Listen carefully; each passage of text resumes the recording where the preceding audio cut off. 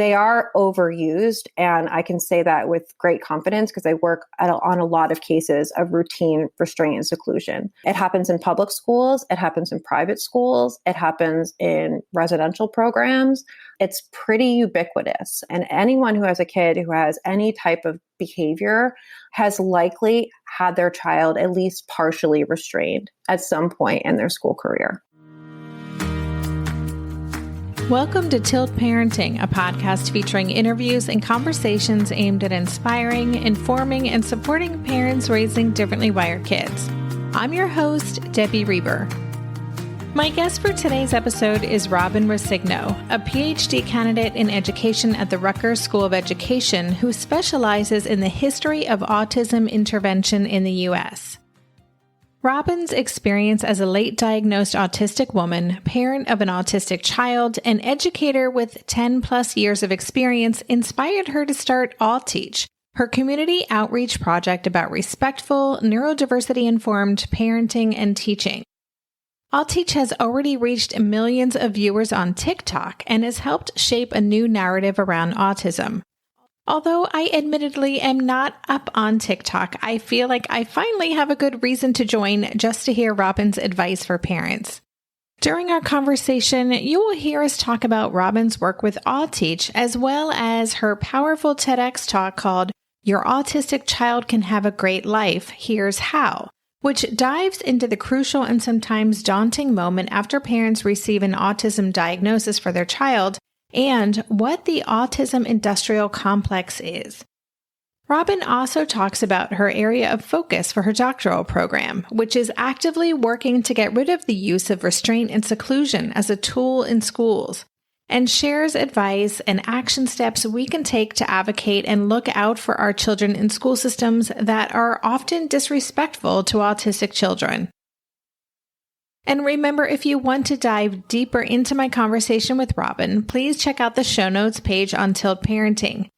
There you'll find a bullet-pointed list of key takeaways, a transcript of the episode, links to all the resources mentioned, and a podcast player with the episode broken down into chapters. So if you want to go back and re-listen to a specific piece of the conversation, you can easily find it. This week's episode can be found at tiltparenting.com/session277. If you're feeling stressed and overwhelmed with changing schedules, family and in-law dynamics, big expectations, and tricky kid energy, and you could use a giant reset button so you can wipe the slate clean and start fresh, check out my new mini course, The Emergency Reset. I created this course to help you get out of a negative parent-child cycle and prevent you from getting dragged back into that cycle moving forward. It's about creating new energy, a new dynamic, and new resolve to show up for ourselves and our kids in a way that feels so much better. So if you could use some extra support right now and set yourself up for a smoother holiday season, please check out The Emergency Reset. You can learn more at tiltparenting.com/emergency reset. Thanks so much, and now here is my conversation with Robin.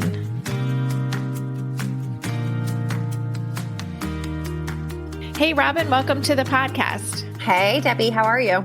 I'm doing okay. So I've read your formal bio and shared with listeners kind of the top line items of what you do in the world, but could you give us a little bit more of your story and who you are? Sure. So I'm Robin. I think that's, we got that far. And I am an autistic parent of an autistic child, but I did not find that out until I was like an adult. So I was diagnosed after my child, which seems to be a fairly common story of women, especially our age. So, I was not diagnosed as a child. My brother was. And then I went into teaching. And so before I even had my daughter, I was a special education teacher. And I taught autistic students my whole teaching career. And then I left to do my PhD, and I do research about autism, disability studies kind of research. And then, so that's kind of it. And then now I do social media stuff. I have my business, AuTeach, which is kind of like the culmination of all of that, like bringing it all together and then providing resources for parents and educators. Yeah, I'd love to. I mean, I want to talk a little bit later too about your research that you're doing, because I think it's fascinating and so important and actually covers things we haven't talked a lot about on this show. But I'd love if you could also tell us more about AuTeach, what it offers, and how listeners might want to connect with it. Sure. So, it started as, I've been doing some consulting for schools, for parents, like locally. And then COVID happened, and I was thinking of, how to do that kind of work. And people were asking me a lot about their kids being home. And I found that there was just really a need for it. So I started with just a TikTok, doing kind of educational content. And then now I do a lot more. So I do trainings for parents. I do a lot of speaking. I did a TED Talk this year. And I do kind of one-on-one consulting for parents, but then I also, am offering some courses, and we're expanding to have even more course offerings for parents and educators. So that's really, I wanted it to be like a hub of good information for people who are looking for that kind of neurodiversity perspective, but also that they could put into action. So not just ideals, like actual practical suggestions. And so that's kind of what we do. Well, I'm super impressed just with the TikTok. And I'm just even saying the TikTok, I am so not into it. My husband watches TikTok, but I'm always impressed when I meet people who are utilizing that as a social media, because I think it can be so effective, especially with what you're trying to share. Yeah. I mean, I got on TikTok in the beginning because it just it worked for what I wanted to do, because I wanted to talk to people. And I never really figured out Instagram. And so this was in the beginning, you could make a video and a million people would see it. And it just, it had this authentic reach, and I felt like I could do something good on there and then maybe translate it to, other platforms. But in the very beginning, it was the quickest way to get what I was doing out to the most amount of people. So cool. Okay. So you mentioned your TED Talk, which is fantastic. And listeners, I will have a link in the show notes, so definitely check it out. It was called Your Autistic Child Can Have a Great Life. Here's How. Can you tell us more about that talk and what your goal was in what you were hoping to share with the world? Yeah. So the TED Talk is really about that kind of moment where you get that diagnosis and you are bombarded with information, right? And so now more than ever, parents are going online and they're just getting literally bombarded with recommendations, and there's more and more new therapies and conflicting information, and just how to weed through it and how to actually reprioritize what's actually important, which is that your child's health and happiness is going to come from your acceptance first and foremost, and then getting them supports that they need, the amount that they need, and not going overboard, and kind of trying to help parents understand that actually a lot of those things are completely not necessary, right? That there are a lot of things sold to you and you don't actually need all of them, right? You just need some, but not all, and kind of helping parents to see through a little bit of that, because like it or not, autism services is a billion-dollar industry, and parents are the bread and butter, right? And so kind of talking about the way that people get parents to buy things is to make them really afraid, right? Afraid of the future, afraid of their child, afraid of everything. And so that's a really effective motivator to buy therapies, to buy services, to buy supplements, to buy, the next thing. And so kind of giving parents that pep talk in the beginning of, you don't need all of those things, right? You need to be a loving parent for your child and accept them and get them supports, but you don't need all of it. Yeah, I mean, watching your talk was the first time I had heard the phrase autism industrial complex. And as soon as you said it, kind of a light bulb went off for me. And I just hadn't heard it in that way. Is that a phrase that you coined, or can you talk more about that? Sure. The first person who actually uses it is Anne McGuire, who is a tremendous critical autism scholar in Canada. She has a great book called War on Autism. And then this piece we started writing about it. My colleague, Alicia Broderick, actually has a book coming out of the same title. She is, way ahead of my thinking on this. This is really her life's work. She's been doing critical work around autism for a long time. So we kind of took what Anne was kind of getting at and then really laid out the way the complex works, right? The way that fear breeds the need is solidified by people's purchasing power, and how that creates a kind of system that is making a lot of people very wealthy. Yeah, it really, like I said, it just struck me so much. And I was just thinking about, I run a community, a lot of folks on Facebook in particular, they come to Tilt Parenting, to my Tilt Together community, very fresh. Like they've just gotten this information. They are introducing themselves through the level, the autism level their child is, which is not something that I was even spoken about when I went through the evaluation process. And so they have this like list, right? I need to do this, this, and this. And I'm just wondering, what is like a better onboarding process, or how do we support parents who are early on? Because I feel like there's like a deprogramming that has to happen, right? Yeah. I mean, in some ways it's giving parents permission to take it slow, right? And the way I kind of explain it to parents is that therapy or choosing therapy for your child is almost like making like a pie crust, right? So like you're making your pie crust, you have your butter and your flour, and you got to add the water at the end, right? And when you add the water, you have to add just enough so that it comes together. But if you add too much, it falls apart. And so adding therapy to your life, right? You're going to do it based on what your child needs, not on what the diagnosis is. So the way therapy is sold, right, is your child is autistic. These are the best therapies for autism. And then here are all of them. You should do as many of them as humanly possible. And if you don't, you should feel very, very bad about that. And you should be striving to do more. And instead of doing that, I kind of get parents to like take a step back and say, okay, so what are your biggest struggles right now? What is your child struggling with?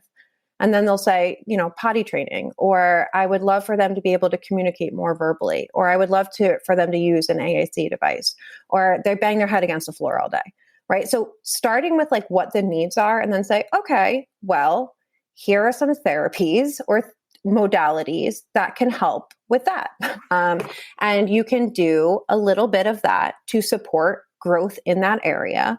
And you don't have to do everything else. Like tune out the noise instead of thinking therapies for ADHD, therapies for autism, and kind of lumping them all together as this like global necessity, really thinking about what is the purpose of therapy in general, right? And it's to support growth and development in these particular areas, and then matching the need with the modality, if that makes sense. Yeah, it makes perfect sense. And I think the tricky part is, and this is probably what you find in the parents you work with, is that they do feel so vulnerable and it's so outside their comfort zone. And so even talking back to or questioning or challenging advice from a diagnostician or a pediatrician might feel really scary, right? Yeah. And so a lot of what I've been doing, lately on TikTok is I have a series going on where I've been helping parents like navigate that initial call to a therapist, right? Or what do you say when they recommend X? What do you say when they want to do Y and you aren't comfortable with that? How do you actually navigate that process?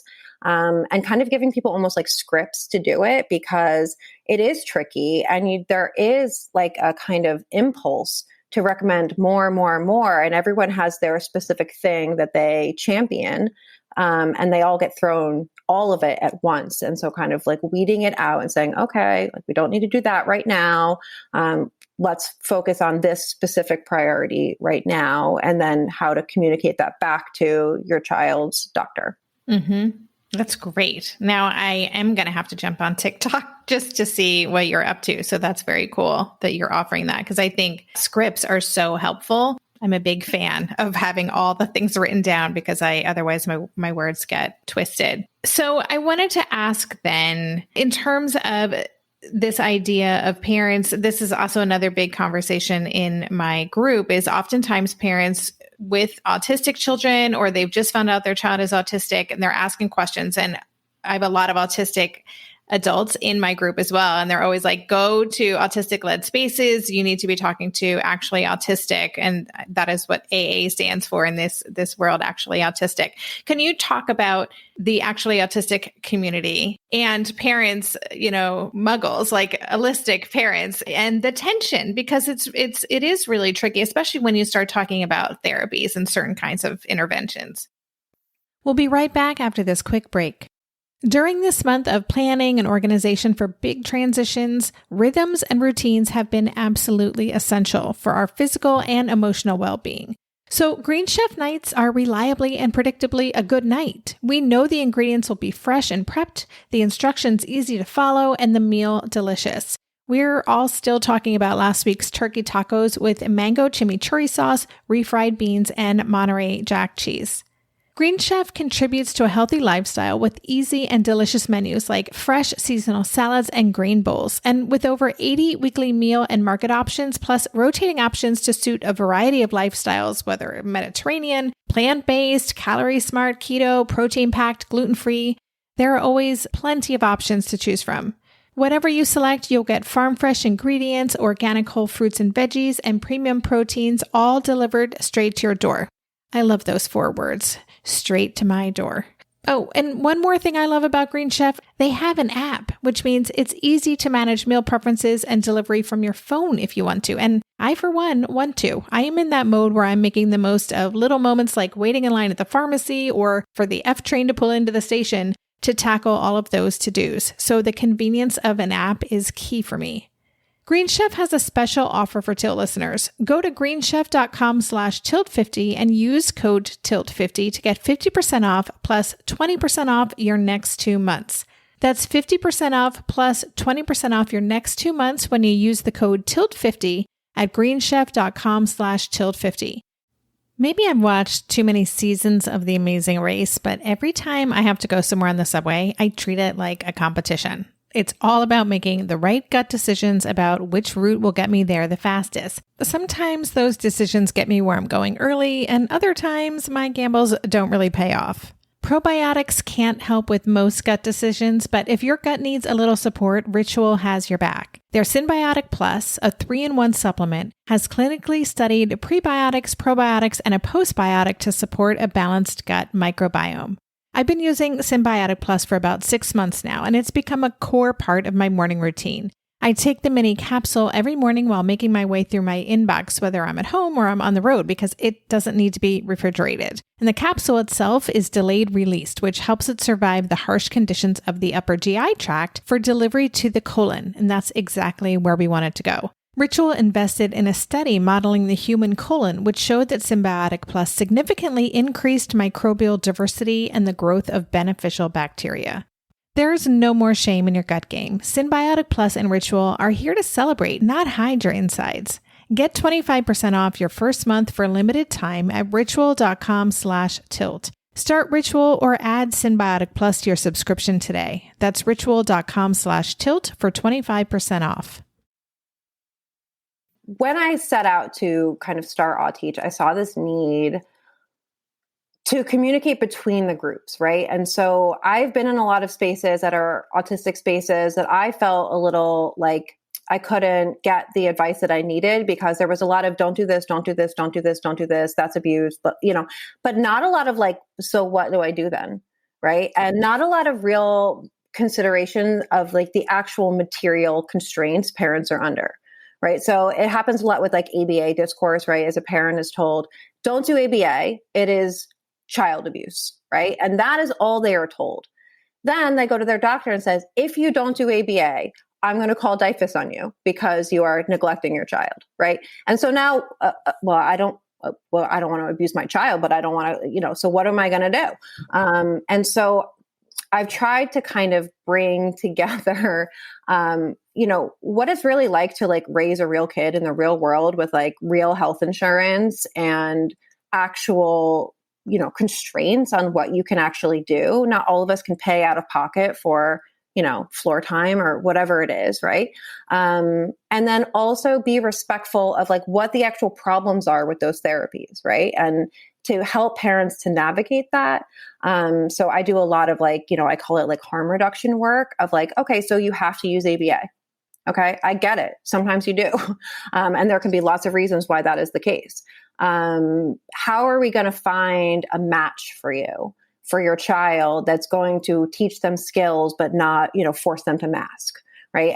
And helping parents navigate that, I think, has put me in a weird spot where I am often the recipient of criticism from autistic adults, many of which are not parents, right? And so I think that's a little bit of the tension is like, they're not parents yet, so they're not really, aware of how hard it is to navigate the system and how hard it is to just do something else. Like it's really, really deeply involved, right, in therapy for autistic kids. And that is by design. And so that's kind of like the approach that I have. But I have a lot of parents that find me after trying to ask questions in autistic spaces and being like dogpiled. And they still leave confused. Like, I know everything I do is wrong, but I don't know how to fix it. And that's, I kind of try and strike a little bit of a middle ground. That seems like very brave and important work because it is complicated. I've had to shut down conversations in my Facebook group that kind of got nasty, and I want to keep an open mind and I want to prioritize and center the right voices. And it's very complicated. And I think it does leave a lot of parents feeling like there's no good choice here.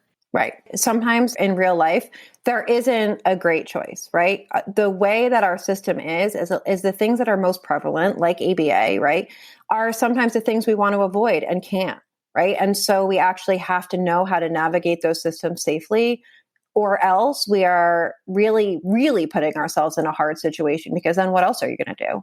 You either have to become somehow independently wealthy, or, a lot of people will suggest things like just not doing any therapy at all.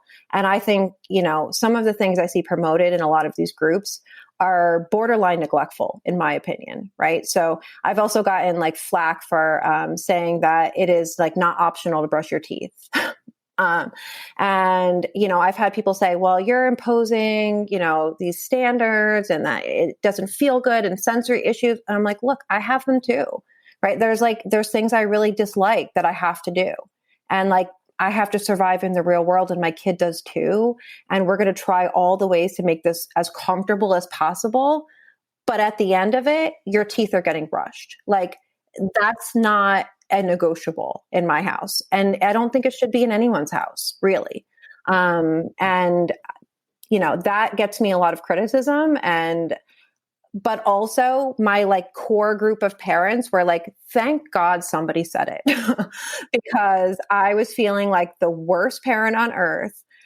But also like, I don't want to be like, I want to listen, but then sometimes people are telling me to like just homeschool my kids and, live off grid. And like, that's not a reality for most people. I'm wondering if we talk about systems in general, so far or right now, there are limitations in terms of who pays for what and how much money we can get and what are the pathways.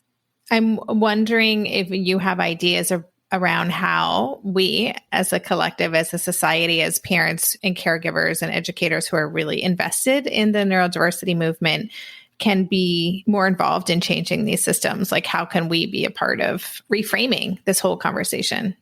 So one of the biggest like pressing needs I see right now, well, there's two. One is to limit the practices we know are extremely overtly abusive, right? So restraint, seclusion, electroshock, like at Judge Rottenberg Center, those things are discrete. We can tell what they are. You can tell when someone's being restrained, right?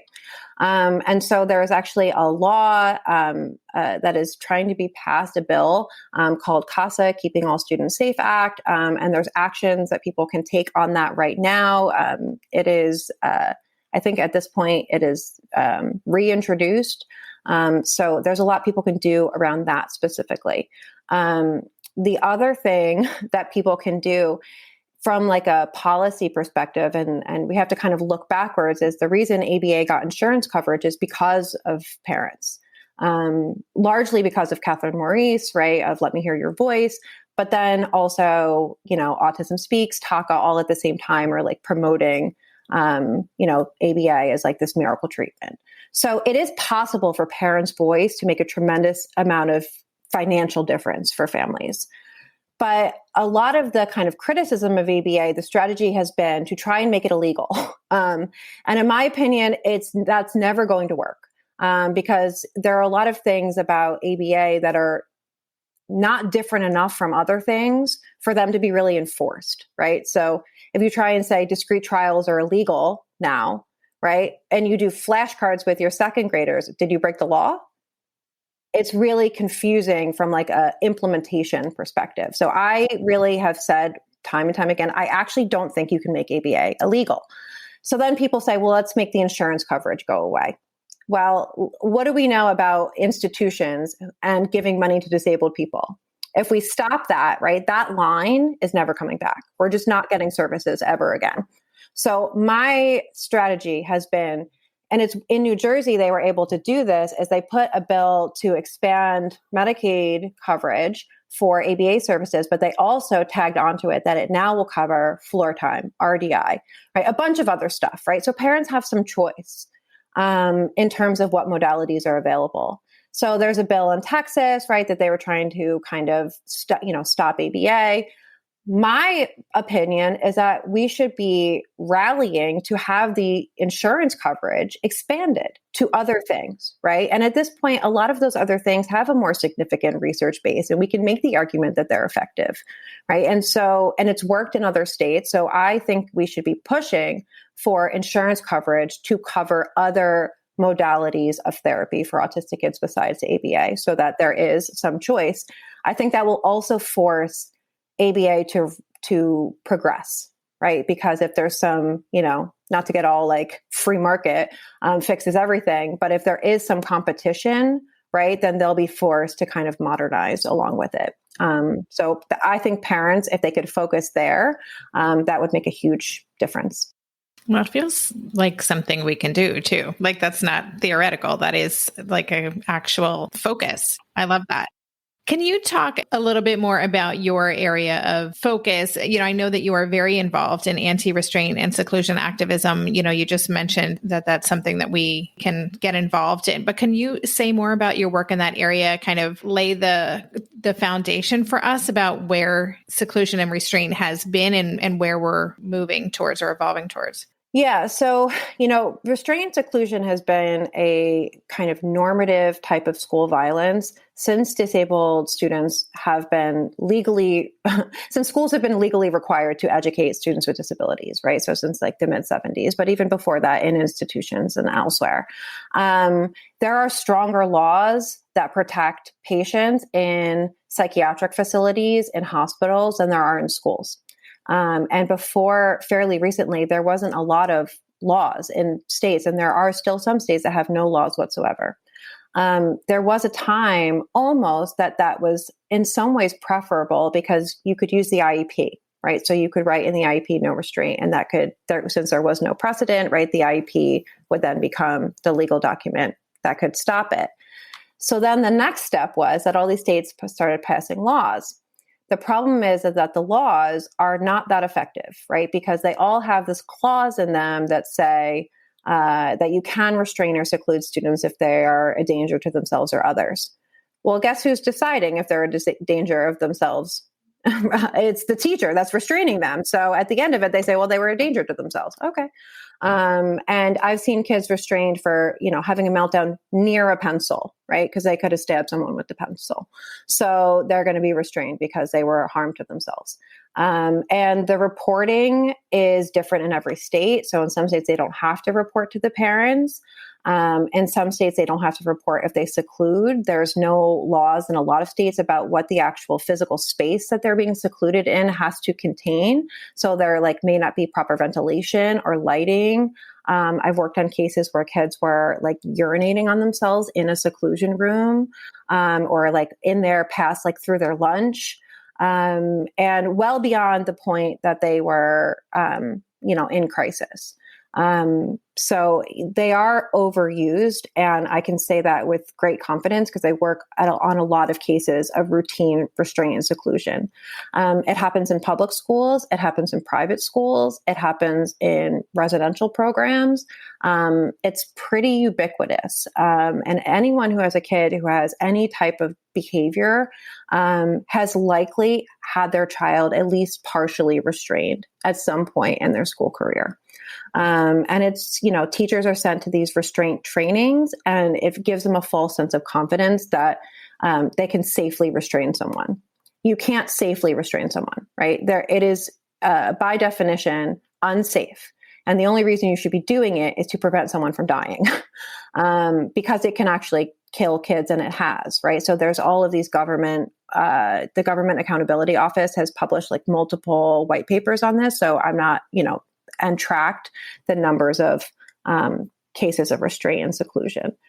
So it's happening everywhere. And there has been some, movement to make these laws. But what happens is when they make the law, it almost kind of legalizes it, right? Because before it was question mark, is it legal, right? But when you make a law that says you can restrain if you meet X, Y, and Z condition, now kind of trumps the IEP. So it's harder for parents to fight back against it because they have now this law that was meant to protect kids, but it actually kind of codified restraint and seclusion as an acceptable practice, given that these conditions are met. So that's where we are in the present. There is a bill, CASA, Keeping All Students Safe Act, that would really limit restraint and seclusion in a meaningful way. And I urge everybody to look into the actions on that. ASAN has great scripts. You can call your representatives, and to keep doing that and to make that a practice. I also tell parents all the time, if you're starting a new school, ask them to see the seclusion room. I had a friend of mine, I told her, I said, ask them to see it. And they said, oh, we would never use that for your age child and whatever. And she's like, well, she's in preschool, so I want to know what happens when she's in first grade. And they took her to see it. It exists. I mean, they exist in many schools, and parents just don't know. And she took her there, and she called me crying. She's like, it's horrible. It's horrible. And they just didn't know. And she's like, I would have never known to ask if you hadn't told me. And seeing it, I can't sleep at night now.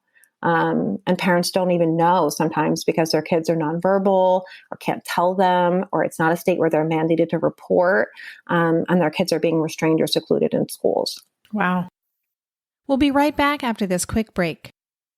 Hey there, it's Debbie. I love making this show and sharing conversations about how to support our awesome neurodivergent kids. I've seen how even one little insight from an interview can spark a big shift in daily life. But I know that raising complex kids can be messy and lonely. And just when we think we figured it out, something comes up that boots us right back to feeling overwhelmed and stuck. That's why I've poured everything into creating a way for parents like us navigating complex parenting journeys to join together and chart a path that feels positive, hopeful, and doable. It's the brand new Differently Wired Club experience. In the club, you'll get personal support from me and other seasoned parent coaches, 6 live calls every month where you can connect and get your personal questions answered, the opportunity to learn directly from authors and experts like I have on this show, monthly themes for getting specific and tactical, an exclusive private podcast feed, and the best, most generous community of parents. Seriously, these folks show up for themselves and each other, and that right there is really everything, because it's a daily reminder that we're not alone. Our kids aren't broken, and we have totally got this. The recently rebooted Differently Wired Club is on a brand new platform with its very own iOS and Android app. It is such a great space. However you learn, whatever your style, no matter the ages, genders, and neurodivergent profile of your children, the Differently Wired Club can help you cultivate the positive shifts you're hoping for. Join us today by going to tiltparenting.com/club. That's tiltparenting.com/club. I hope to see you on the inside. Hey, are you a parent of a teenager? Are you feeling overwhelmed about how to be what they need while also holding limits and boundaries that keep them safe? Are you tired of conversations that negate how messy this season of parenting is? Well, I've got you. My name is Casey O'Rourke. I am a positive discipline trainer, parent coach, and the host of the Joyful Courage podcast. Every week, I come to you with an interview digging into tough topics with experts I trust and solo shows that go deep into the personal growth and mindset needed to raise teens in a way that grows them into confident, capable young people. I am not afraid of getting real about the intersection of conscious parenting and the teen years, while also bringing in vulnerability, humor, and lightness. I'm walking the path with you and honored to serve. Listen to Joyful Courage on Apple Podcasts, Spotify, or wherever you consume podcasts. And you mentioned ASAN. Could you just tell listeners what that stands for? Sure. It's the Autistic Self-Advocacy Network. Thank you. And I'll have links for all of these resources in the show notes, listeners. Yeah, the seclusion piece, first of all, terrifying to think that this could be happening to your child and you wouldn't even know it. What if a parent finds out their child has been secluded? Restraint sounds like there are more formal steps that you would take, but seclusion, is that a different case? Or what would you encourage parents to do if they find out this is happening? If it's happening, the first thing you can do is put in writing that you don't want your child to be restrained or secluded. The second thing is to collect information from your child's physicians indicating that it is contraindicated based on your child's disability, and to submit those to the school as early as possible. In some states, your doctor can actually, like in New Jersey, a child can't be restrained in a prone position unless a physician approves it.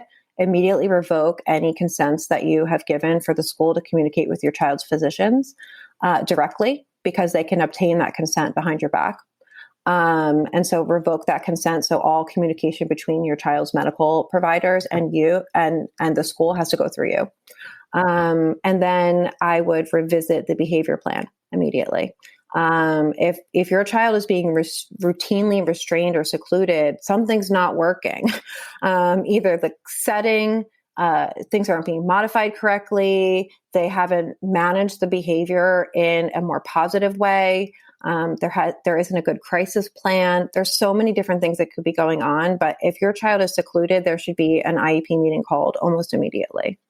Wow. Okay. Thank you. Such useful and important information. And I'm just so glad that you're doing this work and are playing this role, this very visible, active role in this conversation. So before we say goodbye, just to kind of go back to maybe the work that you're doing through AuTeach for parents, again, who are newer to this, or maybe are listening and like, oh my gosh, like I have made choices in what I thought was supporting my child that now I'm realizing may not be in his or her or their best interests. What would you encourage parents to do who really want to respectfully support their autistic child? Where would they start? So, you can start, with AuTeach, or listening to, autistic parents and professionals are really great places to learn. Not to say that autistic people that aren't parents don't have useful information, but there is a little bit of nuance that comes with also being a parent, right? And so we all have really good ideas of what kind of parent we're going to be before we have children. And then, children have a way of humbling us. Getting advice from autistic parents or autistic people that also work in the field is going to be helpful for you just navigating the system and to get that little bit of like understanding of like, okay, this is possible, this is not possible.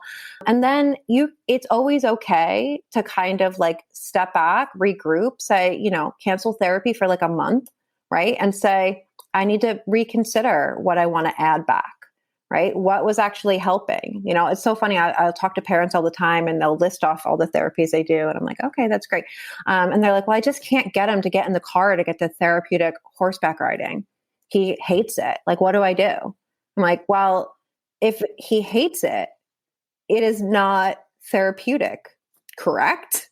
Right? Isn't the whole purpose of it to like help him be less anxious and to like, but it's making him anxious to go. So like maybe just don't like, it's okay to leave stones unturned. It's actually better for you to actually leave some of those stones unturned because there's like bugs under some of them. And you can actually just add things sparingly to that point where like, your pie crust comes together, and then stop. Right? If it's working for you and your child's happy, they're thriving, you don't need to add anything else. And it's okay to go back and like rethink it and say, maybe not this one, maybe a little less, maybe I'll cut down hours, and to just kind of start over. That you can do that at any point, anytime. First of all, I just have to say that I love the pie crust metaphor. As a baker, it makes total sense to me. And I'm thinking there are going to be parents listening to this who feel a sense of urgency because, the information many parents hear is early intervention is really important. You have to, this stuff has to happen. And so there's this idea of losing time. Like, am I going to be too late if I pull back? I pulled back, I'll just say, when my child was 9, we just full stopped everything for a while and pushed a big reset. I will say this, that time that your child is too stressed to progress is also wasted time. And so you can waste time in a lot of different ways. You can waste time by doing nothing. You can waste time by stressing your kid out so much that nothing is working, right? And that is also wasting their time. The best use of your time is to find that kind of like middle ground of help, but not overkill. That's what's going to actually support their development. We know with autistic people that like high degrees of stress actually diminish people's abilities to regulate, limit verbal communication or communication in general, right? It creates like this cascade of issues.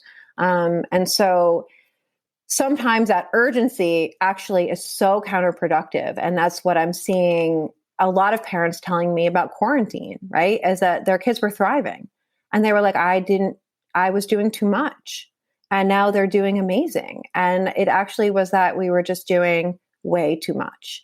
And so you can waste time by doing too much too. So it's really, more is not better in most cases. Thank you for that. That's a great reminder. So before we say goodbye, do you want to just let people know again, maybe share, you've got AuTeach, your TikTok. I don't know if that's a handle or like other places that people can connect with you. Sure. So on TikTok, it's just at AuTeach, AuTeach. On Instagram, it's AuTeach official. And then it's www.auteach.com. I'm also on Facebook. You can find me there. It's just AuTeach. And on the website is where I host all of the courses. I have a mailing list, and I also have a little community on there if people are looking for, more of a like interactive thing. I have a parenting course that's starting in 2 weeks. Enrollment is actually closed for that one, but I'm going to run it again in probably like a couple months. So people can sign up for that. It's a 6-week kind of parenting intensive. And I also do like individual consultations for families. Fantastic. So listeners, I definitely recommend you check out all of Robin's resources, and I will have links to everything, all the places to connect with Robin, her courses, as well as, we talked about a lot of different resources in this, so they'll all be listed on the show notes page. So Robin, it was so nice to connect with you. We spoke on a panel like right at the beginning of COVID, which feels like a lifetime ago, but it was really nice to connect again. And just thank you so much for everything you shared today. My pleasure. And same. I love your work. You've been listening to the Tilt Parenting Podcast. If you want to dig deeper into this episode, check out the show notes page. Every episode has a dedicated show notes page on my website where you can get links to all the resources we discussed, read a transcript, and even easily go back and listen to key takeaways by using the chapters feature on the podcast player. To get to the show notes page for this episode, just go to tiltparenting.com/podcast and select this show. If you love this podcast and want to help cover the cost of its production, please consider joining my Patreon campaign. For as little as $2 a month, you can help cover the cost of the hosting platform for this show, my wonderful new editor and producer, Andrea, and more. It's so easy to sign up. Just go to patreon.com/tiltparenting to learn more, or click on the Patreon link on any show notes page. If you're into social media, you can follow Tilt Parenting at Tilt Parenting on Instagram and Twitter. Visit the Tilt Parenting page on Facebook or join my Facebook community called Tilt Together. Lastly, please help this podcast stay visible and easily found by subscribing and leaving a rating or review on Apple Podcasts or wherever you listen to podcasts. Thank you so much. And that's all for this week. Stay safe, stay well, and take good care. And for more information, visit www.tiltparenting.com.